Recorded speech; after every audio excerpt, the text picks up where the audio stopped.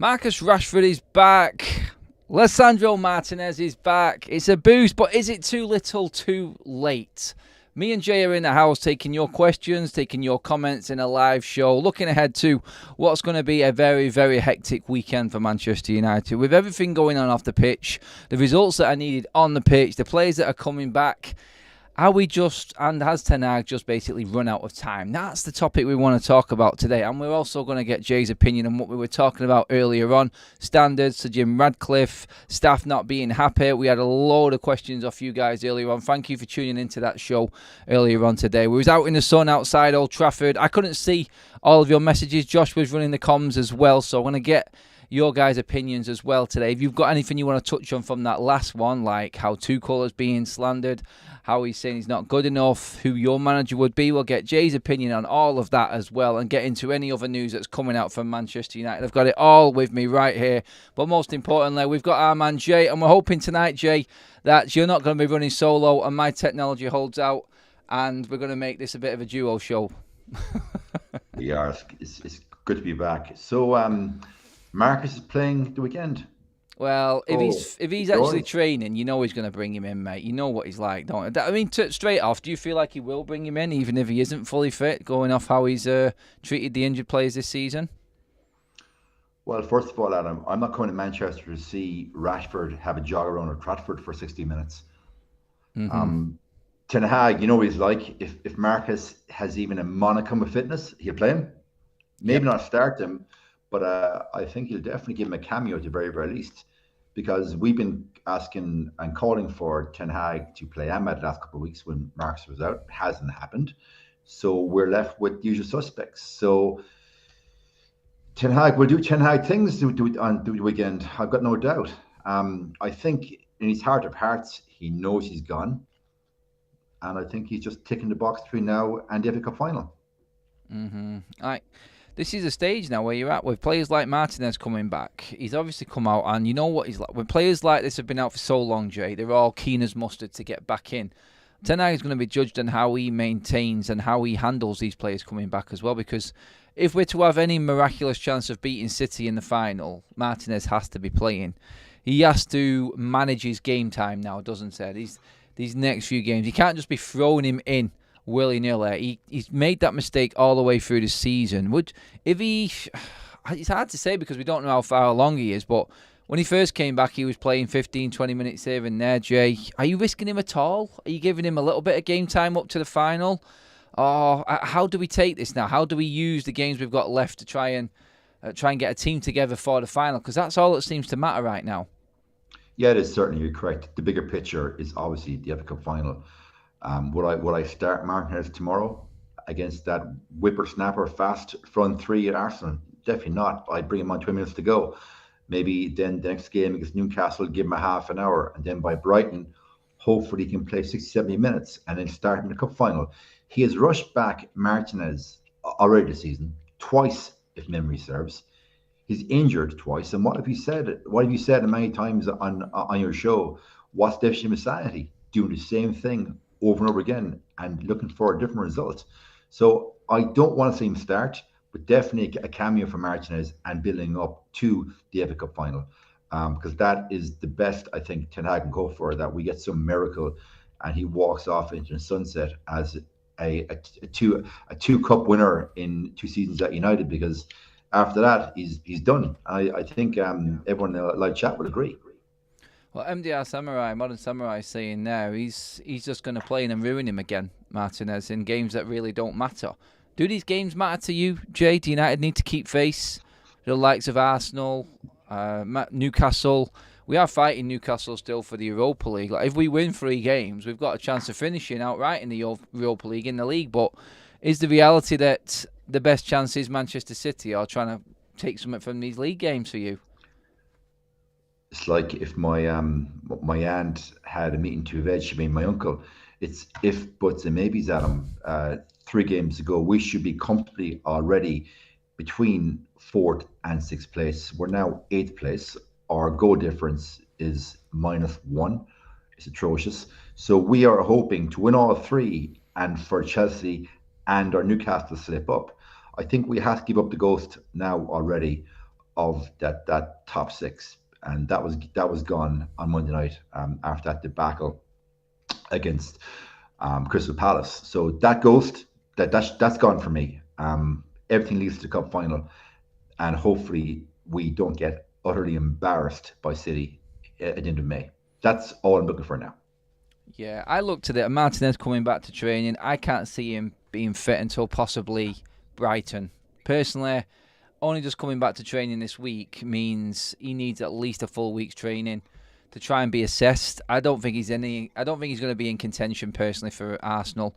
I don't think even United that's stupid to do that. Honestly, it would be a pure desperation to do this. So I think Martinez knows after last time himself as well, and the sensible option is to maybe look at Martinez after the Newcastle game. How many games, how many training sessions? I'm always in the thinking like he needs at least a full week's training anyway, Jay. So I'm thinking Brighton possibly. See where he's at there. I know what they're going to try and do. They're going to try and rush him back to make sure and just say, look, he's been playing in the first team, so we're going to start him against Manchester City. It could be the worst mistake ever. It could be one of them games on one of the biggest pitches in the league against one of the fastest flowing forward lines in Manchester City.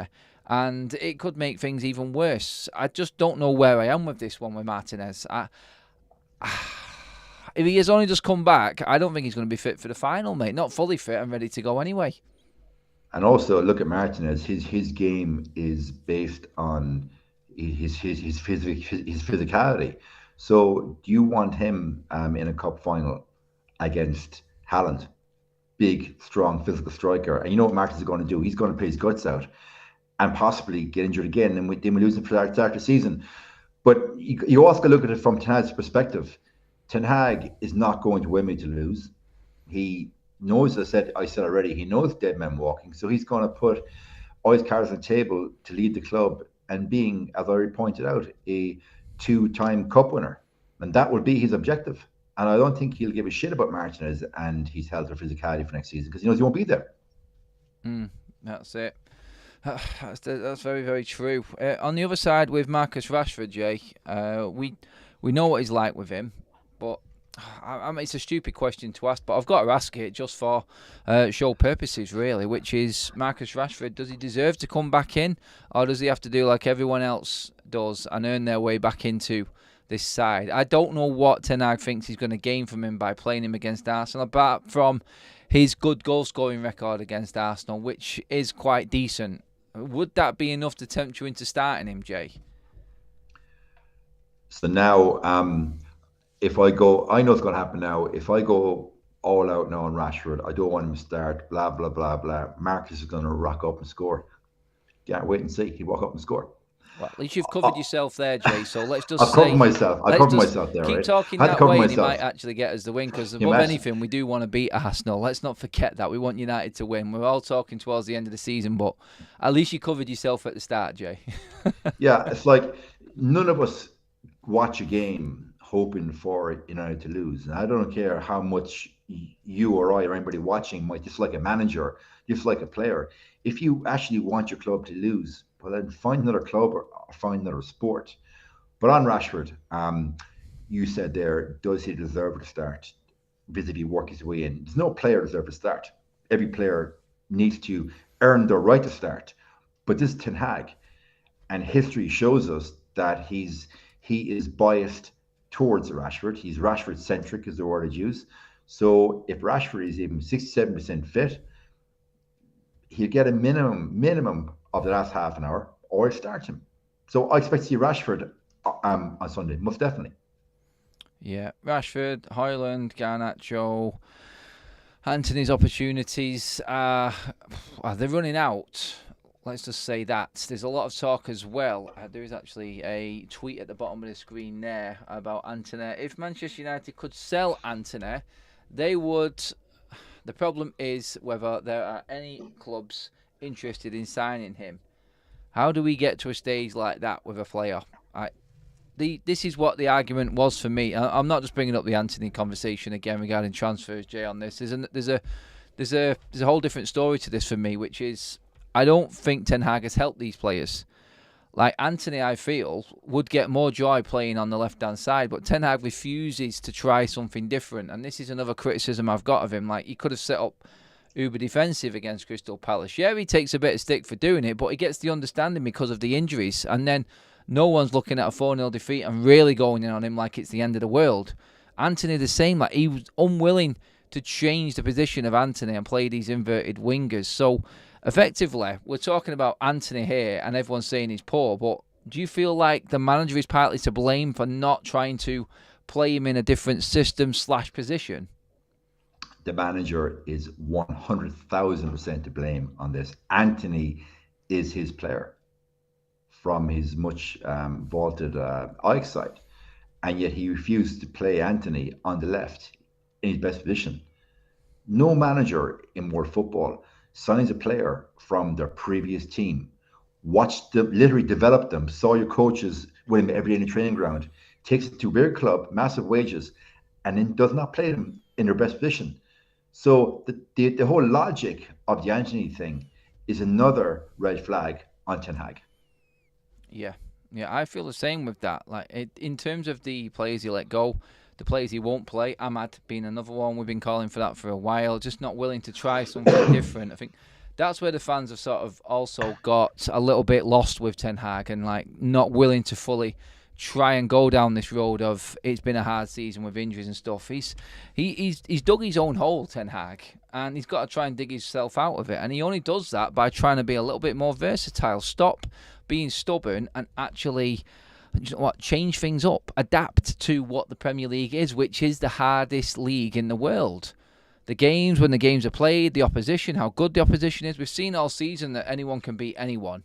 It's the games this season have been absolutely crazy. And you know what? United would have had a chance if we'd have just realised where we were going wrong. And that does come down to the manager. But I feel like Leach being back, I just want him ready for next season. Ultimately, looking at that, I know they'll try and rush him back for the final. I don't think we should be going anywhere down the fast route with Lisandro Martinez. I'm absolutely buzzing to see him back on the pitch. That at Carrington, not Old Trafford. I think we've missed his leadership skills drastically. That is right. And one thing that was leaked the other day that I do agree with from the club, that he definitely is a character and a leader in that changing room, and he leads by example on the pitch. I just hope they don't destroy him again, because that is what we have done this season with injured players, Jay. And the fitness team, the medical staff, and we were talking to Mark the other day, and Mark doesn't think that he actually, Mark Lambridge, one of the members on the channel, think that Manchester United actually have a fitness team in place at this football club. And I think that there is an interesting one. Looking into that, I've not seen anything of a fitness team, and a lot of the injuries come through lack of fitness and being not ready, Jay. Yeah, we did a deep dive into that last week on our show, and we were flagging the rest, recovery, training cycle, training overload scenario. And it was got to do with Maguire picking up an injury in training when there was a week off between a game. So clearly the fitness team are not able to manage training cycle / workload, or the so-called fitness team, whoever is there, simply are not qualified to be at the club. And it goes back to what we've had for donkey's years at the club, Adam, the old adage of jobs for the boys. Now that obviously it would change with Ineos this season. They've not slumped in £1.2 billion into the club to carry on with Muppets in Carrington. And you referenced there this morning, you were doing a piece on the changes in the staff, and the staff literally have been given an ultimatum, literally, to ship up or ship out. Yeah, definitely. There was a story from TalkSport this morning as well, saying that Manchester United have put Lindelof up for sale. I think we knew that already in terms of where we were at with Victor Lindelof. I think TalkSport were a bit slow off the mark there with that one. But another thing I wanted to talk to you about, actually, Jay, is Ten Hag calling the players in early to training, apparently. 7 o'clock training session. What that's going to gain, I do not know. Maybe it's to beat the warm weather before it got really warm. I got no idea. But I mean, if he's looking to try and get these players on side, an early training session, would that be in your thinking to try and get these players back on side? Okay, so it's too little, too late. So you're training at 7 o'clock. You're up at 6. If you even have protein shake and a coffee for breakfast to drive your training, 30 minutes give or take, and then train at 7. The guys are not going to do it fasted because there's too much possibility of staying in muscle injury. So if you want to engender your squad to you for the last 3 games and win an FA Cup final, you certainly don't have the men at 7 o'clock in the morning for early training. And it's not the weather. Like, what's Manchester, 22 degrees. It's not like it's 35 degrees and they're playing in the heat of Sevilla or Barcelona. It's 20 degrees. So the heat thing I don't take. Is Ten Hag given one final throw that I am the boss and we do things my way? But it's too late for that. His chance to do that wasn't the preseason. But the preseason got ruined because the club was too busy playing a game every second day and flying around America. So no proper training was done. I'm not with it as well on that one. I do think it's Ten Hag again trying to throw another desperate roll of the dice in terms of trying to get into these players. It's just not the way to do it for me. It really isn't. Guys, please give the video a like as well. We're creeping up to that 100 mark. Thank you very much. Get your comments coming in. I'm going to be coming to that now. In terms of, we touched on Tuchel earlier on. I was talking about Rangnick, Tuchel. No one can really agree on which manager comes into Manchester United, Jay. I think there's going to be upset fans no matter who comes in, but people talking about Tuchel failing last night. I honestly didn't see where he failed. I know there was one substitution which went down probably like a lead balloon, which was Kim Min-jae. I didn't agree with that one. But the others were needed. Again, I feel like the fan base is in a position now where no matter what happens, it's got that sour. Everything that goes on from here, someone's going to find an issue with, and they're going to start going in on it. And then it's up to Ineos to try and change this culture and this mentality, because they're going to need the fan base behind them. And we cannot be going into a season where it's half and half again. I just feel like they need to get this done very quickly so everyone knows exactly where we stand with it. You're spot on there. That's the key phrase, culture and mentality. And Ineos have got one chance to change the culture mentality. And they don't get the fan base on their side, and the fans turn, all of a sudden, that £1.2 million investment is going to look like a white elephant very, very fast. So they have changed culture and mentality. And I think a lot of fans are almost supporting Ten Hag. It's almost like some badge of honor. There was a lot of fans that even when Ole was shown that he was completely out of his depth, the badge of honor was, you got to back Solskjaer no matter what because he's a club legend. And it seems that the fans now that are pro Ten Hag and want to keep him on, and they're using the injuries as an excuse and using the lack of support staff around as an excuse. It's almost like they're wearing as a badge of honor. So no matter what manager comes in, unfortunately, the fan base is split. And it's up to Ineos to shell that divide and unite the fan base. And they got a very tough job ahead this summer. And as you said, and I said, and others shows, it's a very small transfer window to get those deals done, plus bring a new manager. So they've got a very unenviable task ahead of them this summer. Oh, 100% they have. It's getting bigger and bigger by the day. Like the standards that Jim Radcliffe brought up in this email, we touched on it earlier on. I'll quickly get your opinion on that. But these are the small gains, the minor gains that we were talking about earlier on. Like the culture of the stay-at-home working, it's gone, it's out the window.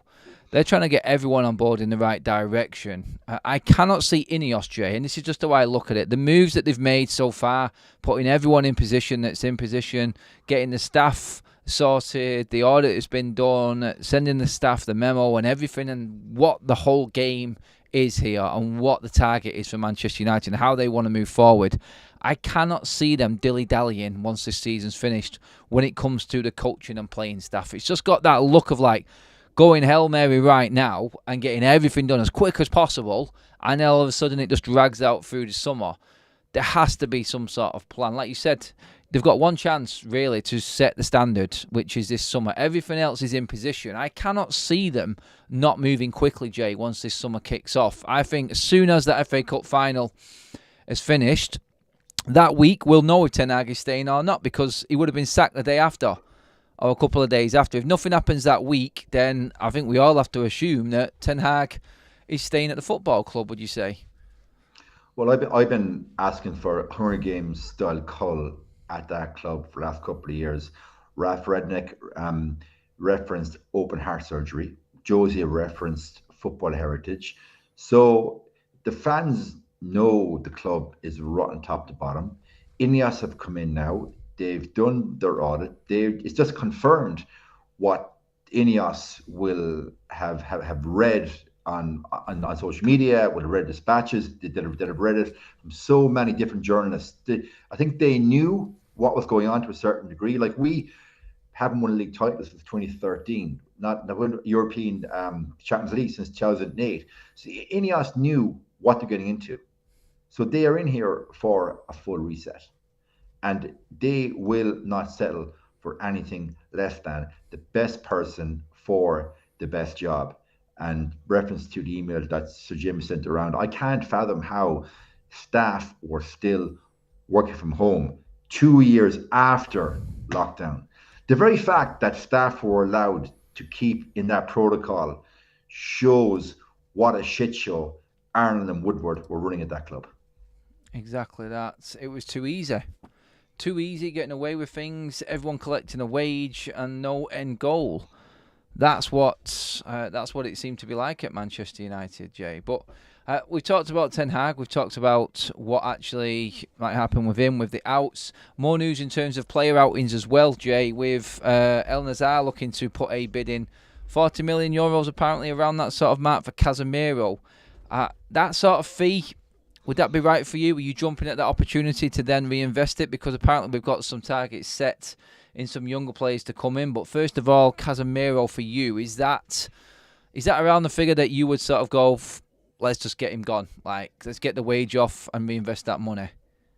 So we pay 70. He's on 350 a week, if memory serves. Yep. 40 mil after 2 years. That kind of money, Adam, I think you or I or anybody watching would drive him to the airport for that kind of money.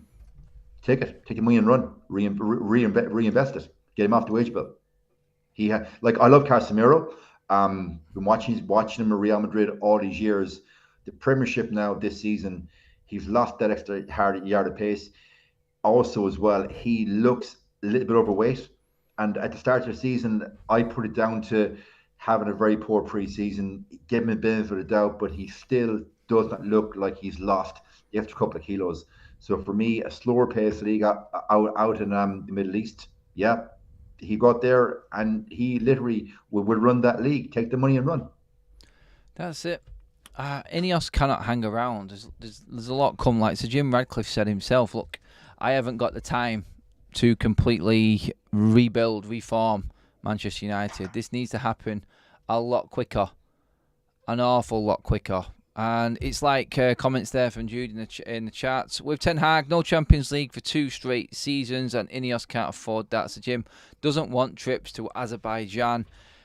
If he's going to back up what he said, he cannot afford to have a manager in situ that is failing in that department, Jay. He has to go. Like, we're talking about who might come in. Ten Hag possibly stay in. Are you fully Ten Hag has to go at this stage right now? Let's just clarify that above anything else. Is that it for you? You've seen enough? Because we've not spoke to you after the Crystal Palace game because we couldn't get you on. Was it already there for you at the back of your mind, or was Palace the final nail in the coffin, like many United fans this week? The final nail in the coffin for me was last November when he capitulated in the Champions League. I was done last November, Adam.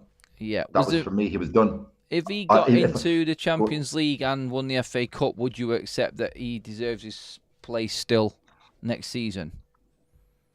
Or is Champions League enough? If you got in the Champions League and won the FA Cup, you give him another year, but I would not be giving him a 3-year contract. I'd let the contract run out. I know you're thinking no manager goes into the final year of his contract without being renewed, but in his context, hypothetically speaking, he got top 4 and won the FA Cup. I still would not give him a new contract. I'd let the contract be incentivized. Right, you've got to get me to the minimum quarterfinals of the Champions League next season. I pay X amount of bonus. You get me semi-finals, you get X bonus. Win a league, win a FA Cup, you get X bonus. So I make his last year of his contract incentivized. Hit these QPIs, or you're gone. And that would be the motivation tool I would use with him. But as you know, in football, no manager goes into last year not getting another deal. Yeah, I mean, as it is right now, in terms of Ten Hag's side of things, from his own personal side, because we have to look at it from both, do Ineos, are you in the boat of back him or sack him, new contract, or let him go? In terms of what he can do. I mean, we've talked about going into that last year. The only way I could see around it, Jay, was like set out a contract, sign that contract. You get the contract extension you want if you meet this target, which is Champions League and one trophy, say. That's the only way I could see Ten Hag staying under Ineos. Do you feel like it's unfair on the manager in a way as well to not come out publicly? Because Bayern Munich have done it, and their players seem to rise to the occasion for Thomas Tuchel. Whereas Manchester United, it's all underhand, it's all behind the scenes. It's not really fair on the manager, the players, the fans especially. No one knowing is always the worst case scenario for me. I feel like the way Bayern have done it just takes away the rumour mill, doesn't it, Jay? The very fact that they haven't backed him publicly tells me that they're looking at alternatives. And I think, like, that Southgate story, that hasn't come from the wind. I do believe they are seriously looking at Southgate. Now, I wouldn't have Southgate near the club. I know you wouldn't either, Adam, and pretty much everyone watching. But the very fact they're looking at the likes of Southgate shows me that they already realise they've got to go in a different direction, and Ten Hag's not the man to bring them that direction. Yep. I agree on that one, actually. In terms of players coming in, Jay, moving on to that side of things now, lots of reports this morning from Portugal regarding João Neves, young, very promising central midfielder at Benfica right now. The money situation, Jay, with it as it is, how much money Manchester United have possibly got to spend, do you risk that amount of money on a young prospect? Do you have to be the first ones there at the table? Is that important in this, or is that just too risky a game at that price? Reported around the 70-80 million mark for an unproven player. Is this the same mistake that we've made before? Or would you feel more confident with the people that we've got in situ in the new regime in place that we'll make this decision because we have done the recruitment side right? What inspires my confidence is Portuguese players that have come to the Premiership historically, for the most part, haven't flopped. They performed. So that's the first thing I would say. Second, he's young. If they want João Neves and they've done their due diligence, go back to one of your favorite movies, Draft Day. They've done their due diligence on his mindset, his family, his motivations, what makes him tick, how does he perform under pressure. If they have done that deep dive into his psyche and his personality, and they honestly believe, yeah, he's worth the investment, yeah, I would go with it. If this was happening under the previous regime, just dropping 70, 80 mil on a player without doing proper deep dive and due diligence, I'd have my reservations. Yeah. But in this context, no, I would be confident. Oh, that's all right then. I'm glad to hear you say that, Jay. A bit of confidence and a bit of positivity going in there. Tom's with the super chat says, I can see Southgate coming in and a very low budget because he can work well with the English players. The clear out won't happen. Same crap, every manager. I'm genuinely nervous as a fan. That from Tom's. Can you understand that side of what Tom's saying there, Jay? Yeah, I can. Listen, Tom, we're all nervous what's going to happen between now and the 31st of August. And everyone's nervous. Everyone's got a high degree of trepidation. But I think as fans, we have to, at least this summer, give Sir Jim and Brailsford and the chaps he's got working for them the benefit of the doubt. I know Sir Jim has got a record that he doesn't have 25 years. He's a man in his 70s. He's mindful of that. He's got to do this in 3 to 5 years. I know they had said a 3-year plan, but we know that's just fluff. This man knows he's got to do it in 3 to 5 years. So his decision making this summer, I think, will set the tone for the next 3 to 5 years. So they cannot afford to get it wrong. No, definitely not. With a straight face, I want to say, anyone say that this manager is best in class. He's been found out and found out quick. Mid-table at best. Super chat from Modern Samurai, who's also just donated 5 memberships that have gone to Brett Gordon, Stephanie Maguire, What's His Face, Promo 70, and Nil Nanjan. Welcome to the Members Club, guys. Make sure you do thank Modern Samurai in the chat as well.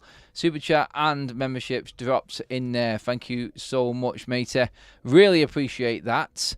But on that being found out, I mean, he's definitely not best in class, Jay. He's really not. I mean, guys, we've said this all along. We've had arguments with people on the chat. People have been shooting me down.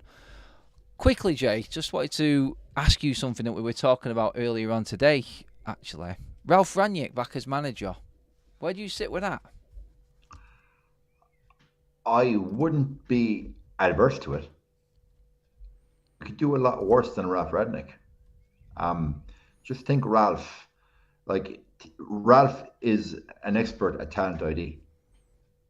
Now, we know that when he came in, he was too strict. His training methods were too strict, quote unquote, for our current crop of weak mentality players. But with a sea change in the support staff, the fitness staff, and whatnot, players are then recruited with a stronger mentality that can work with a manager who literally is the quintessential Teutonic German mindset manager, that this is the game plan. This is game plan A, B, C, D, and we change it when necessary. Vis-a-vis the manager we have now, does he even have a game plan? So Ralf, it's a shadow in the dark. He turned down Bayern Munich. He's been decent with Austria. So Bayern Munich don't go after a manager unless they firmly believe that manager can return them to winning the Champions League and the Bundesliga. So yeah. I would not be. I'd be open to it. I definitely would. Yeah, I mean, Graham came back to me earlier on and sent me a private message regarding Ralf Rangnick, saying he doesn't see him wanting to work alongside Dan Ashworth. I just look at this now and I go, I understand previous history with a lot of people, but it's got to a stage now with Manchester United where you just don't know.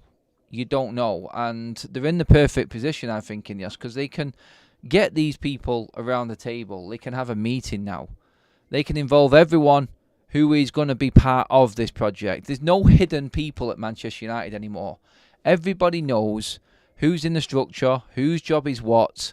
And I feel any negotiation with any manager or anything like that, you're going to have everyone, all the knights of the round table are going to be there, Jay. Everyone's going to be able to see each other. And I feel like this is the perfect opportunity to possibly test things like this.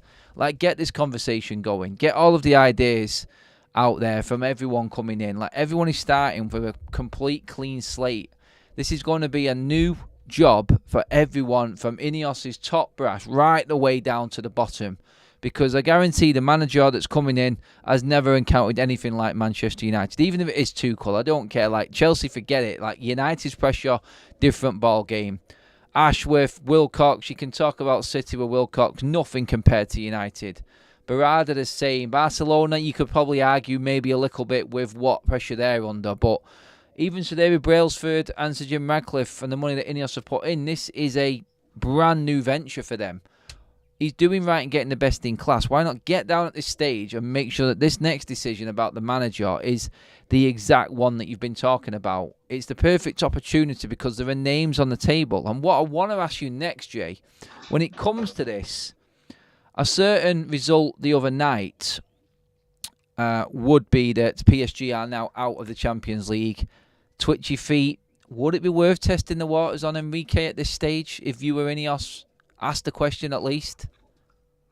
Oh, so when Solskjaer has been replaced, if you recall, Enrique was my choice, but at the time he was the manager of Spain. Yeah. Bring him into the World Cup. So that wasn't going to happen. But I was asked this question. I said, yeah, Luis Enrique every day of the week.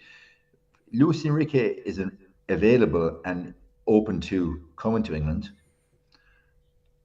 and we sacked Ten Hag, and it's Luis Enrique, Ralf, or Thomas Tuchel. I think Luis Enrique would be the only option. At least reach out to his agent and see is he open to a move to Manchester and go from there. Yeah, because somebody's going to take him. Bayern Munich have no manager yet.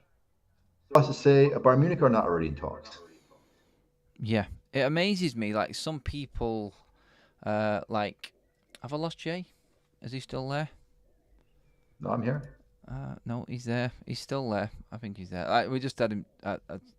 Sorry, mate. Technology again. It's trying to just play with us. Trying to play with us. It's like Stu says in the chat there. No, Enrique, I don't want him anywhere near. It's you're never going to be able to please everyone, are you?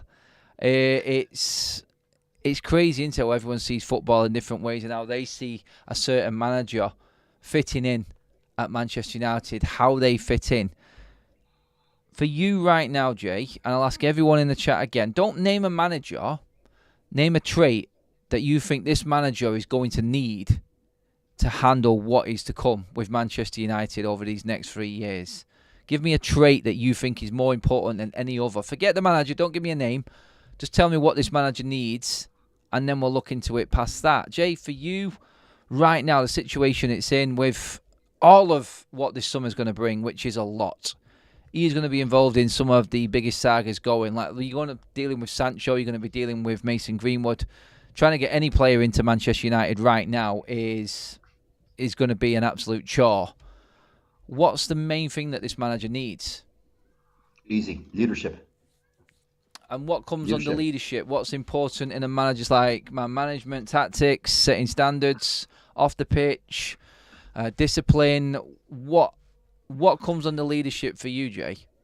Okay, so in the context of football and this club, a manager that every player, when that manager walks into the dressing room, they shut up talking because, oh God, boss is here, gaffer's here. They shut up talking straight away like that, because the air of leadership and authority walks in the dressing room. You shut up talking, you close your mouth, and you open your ears. That's the first thing. The players have to be almost in awe of his presence, because he's a natural born charismatic leader. Now, I'm not going to go into the leadership traits, because there's so many, as you know, but natural born charismatic leader. That leader then, he's on a training ground, and the coaches are revolving around him like he is the sun and they are the planets. He's overseeing everything, not simply sitting in his office. Right now we have a laptop manager. Ten Hag has been referred to as a laptop manager. I don't believe he's a leader. He delivered no traits for me, and his press conferences and his interaction with the media, for me, that would exhibit a leadership trait. And you can park the fact that English is not his first language. Dutch people learn English from primary school up right through. So I don't accept English is the first language trait. I don't accept that. I think he's a bad leader. He's not somebody that would gain my trust. And if a manager has not gained the trust and confidence of the players, he ain't leading them anywhere. So it goes back to that key trait, leadership. Yep. No, I can understand all of that. Definitely agree with all of it, really. It is going to take, and I'm going to go through some of the other traits in the chat in a second. Quickly, super chat in from Tom Toms. Love this. On a positive note, Adam, loving the channel. You're doing a phenomenal job. Visuals look great. And also, an Irishman loves seeing Jay on board. Tom Toms, we're loving that comment. They're going right up there to the top. Right, I'm going to roll through some of the traits, Jay, from the chat right now. And some are obvious. Some are sort of like, I don't know, like what you wouldn't expect. But looking into it deeper, you probably will, actually. Strength from Bull Terrier. Definitely. He's going to need that mental strength more than anything else, I think. Resilience comes into that as well, I think, from regional there. People skills, humility, thick skin, to be the boss. Again, it all sort of comes under one. Neil says balls. Balls to make the calls, Jay. It's our famous favourite line. Experience. How important? That's the one that jumped out at me. How important is experience for you in this next manager? Because, like I said then, this is a totally new experience. For whoever's in charge, whether it be Ten Hag, whether it be another manager, this is completely new. There's not one manager who's going to walk into this situation and say, I've been here before. So how important is experience, and what does experience bring in a situation when you've got a completely new setup at a football club the size of Manchester United? Okay, so Ten Hag had only coached top level football and in Ajax. I don't count him coaching second tier Bundesliga. So he coached Ajax, his home country. That was his experience. Okay, so Tuchel coached in Germany, coached in France, obviously coached already with Chelsea. Ralf Rangnick, the phrase has been used with him. He's the builder of clubs, coached all over the world. Enrique played in the same Barcelona team under Johan Cruyff as Pep. Managed in France, national team manager in Spain. Talk about experience. It's your experience right there. And he displays leadership qualities, zenith of leadership qualities. I don't know if you watch Barcelona in the 1990s, but Luis Enrique was one of their leaders, even with the likes of Puyol in the team. He was one of their leaders. Not Pep, by the way. No, he definitely wasn't. I remember Enrique. I used to love him. As a player. I do remember him. He was the standout. He was the Barcelona one. He missed the Barca.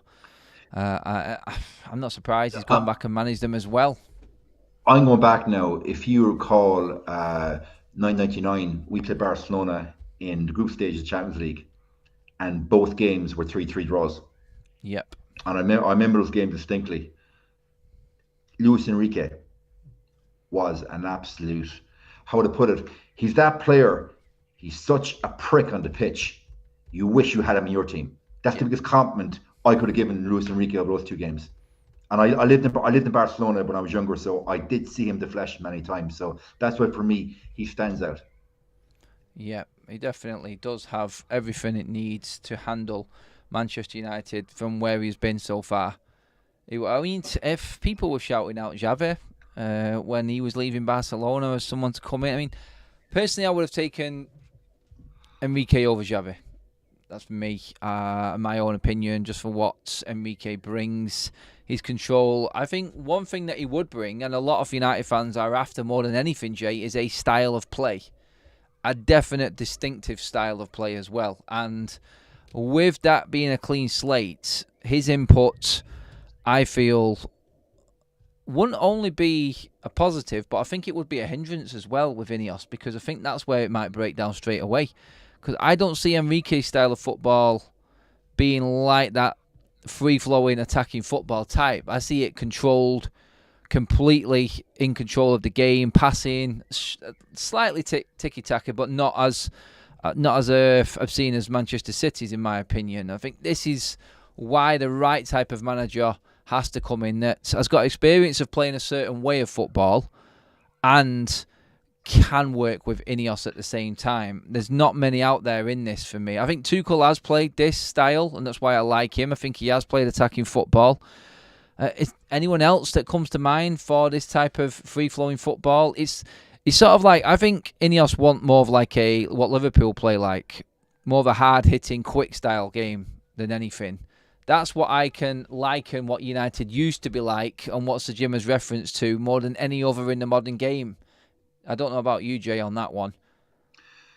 Okay, so just to rewind 2 seconds to Enrique, you have to look at Enrique's influence as manager. It was the Johan Cruyff Barcelona, the total football Dutch system. That is what Enrique was schooled under. He employed it with Spanish players in his Spanish national team. The problem is we don't have those type of players. So there's very few of our players, I think, have the football intelligence and the talent and ability to play the Enrique style.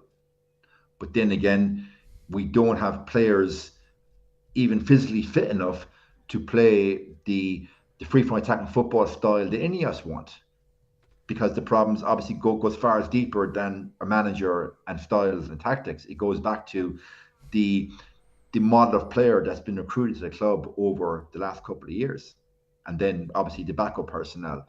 So you just would love if Ineos could get each of these guys in a room with all their backup team, put out a whiteboard and brainstorm. What will you bring to us? This is your interview.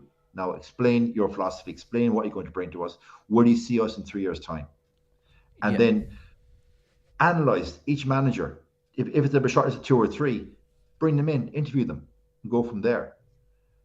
Yeah, pretty much in line with what Modern Samurai just said there. We need a tactician who can come in and set up a style and maintain it so we can buy profiles rather than just players.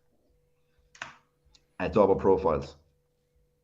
Goes back to, and I actually watched Draft Day last week because I know it's one of your favorites. I hadn't seen it in years. And what were they recruiting? It was profile players to fit into a system the coach wanted to play. Yeah. And we have a mismatch of profiles from Jose.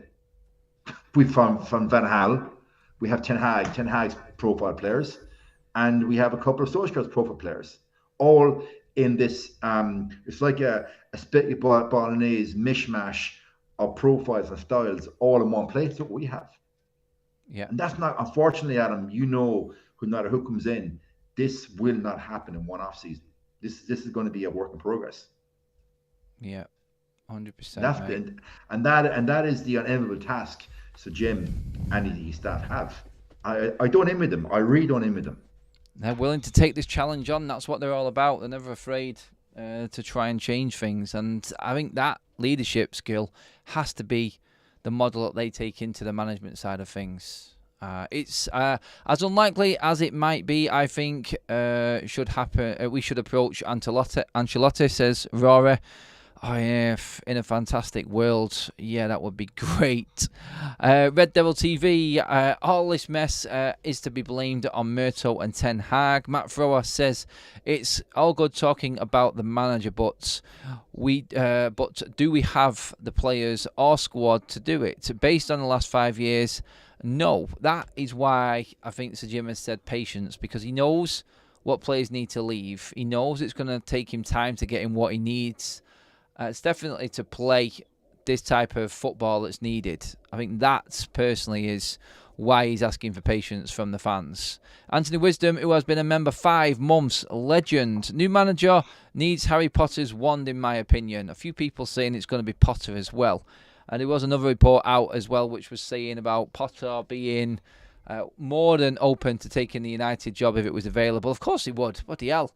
Like, if United's on your doorstep, then you're usually walking to that job. But Potter just, again, hasn't got the credentials. On that question regarding having the players to play this system, United are reportedly in the market for an experienced striker for Rasmus Højlund to learn alongside. Now, the story a few weeks ago, before Rasmus went off form, is that we were looking for a make weight for Rasmus Højlund. Now we're looking for a more experienced player for Rasmus to learn off. You can see how things are chopping and changing all the time, and now we could probably take a report with a pinch of salt, Jay, with this one. But for you, what is the best outcome? Because we're going to buy a striker. Which type for you? Someone of the same caliber as Rasmus Højlund, a make weight? I don't like that personally, but I don't know about you. Or someone who is actually better than Rasmus Højlund, more experienced. Again, the next red flag with Ten Hag was that he recruited a young striker that came from Atalanta and expected him to lead the line with inverted wingers, knowing that he had Martial, injury prone, who's not a striker, but it's been proven, like Martial, Purple Patch, Sigma Tony, whatever you want to call him. Another red flag on a flag. So a striker should have been got in the summer off season, experienced striker, to nurture and help Højlund. Højlund got injured now, this season 3 times? Yeah.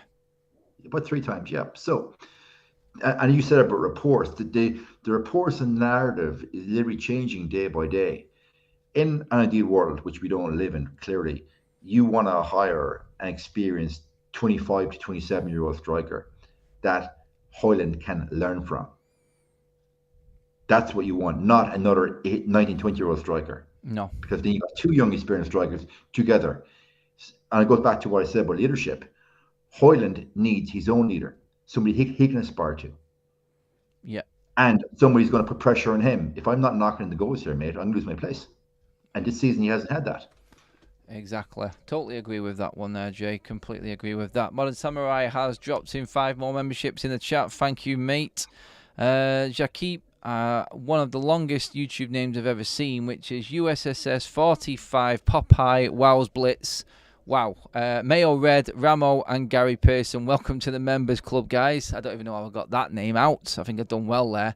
Deserve a pat on my back just for getting that name right. But looking ahead, Jay, you're here this weekend for Arsenal. Really looking forward to getting you on a fan vlog outside and in the pre-match show. So make sure you guys are staying tuned for the content this weekend. Jay is going to be all over it with us as well, actually in person. Really looking forward to meeting up and getting on with this weekend. We've got a few things we're going to get through, but is there any point in me asking you what you think this game is going to go like this weekend, Jay?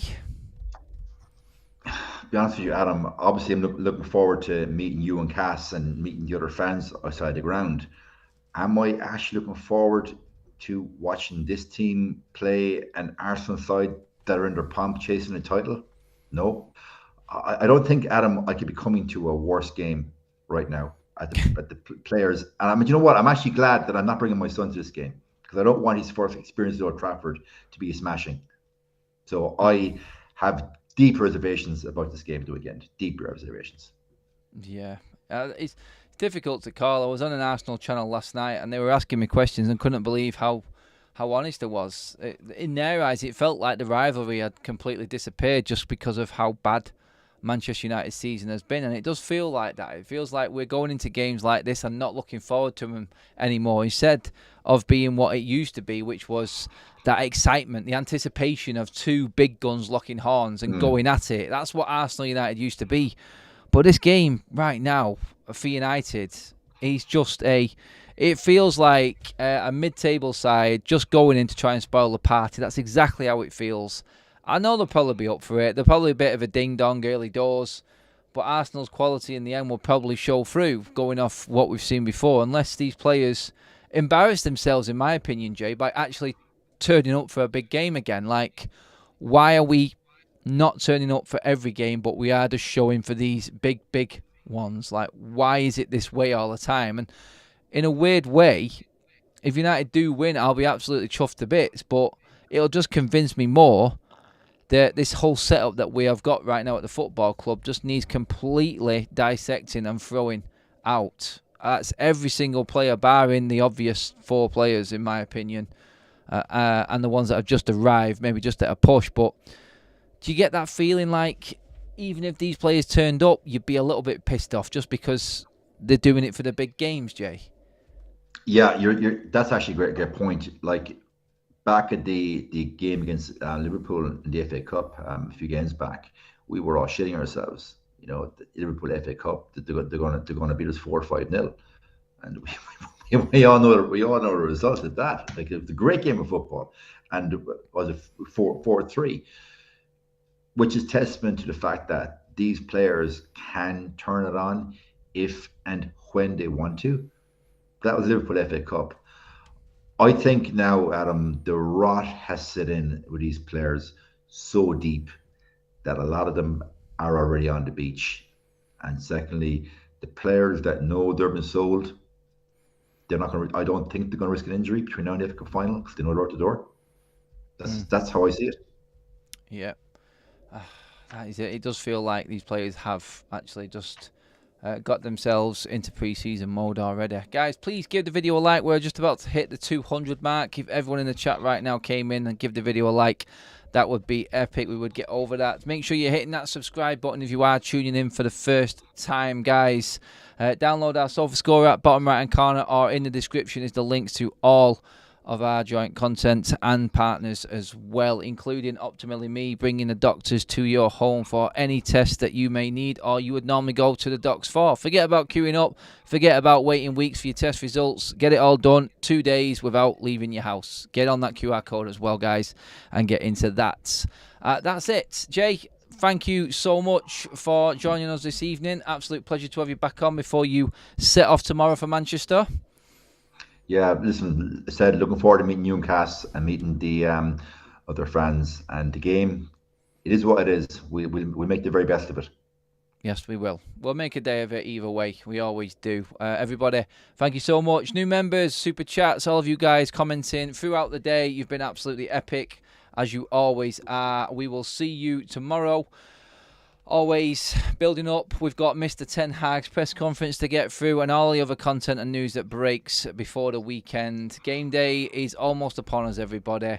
Again, thank you for tuning in and watching, and we'll see you all tomorrow.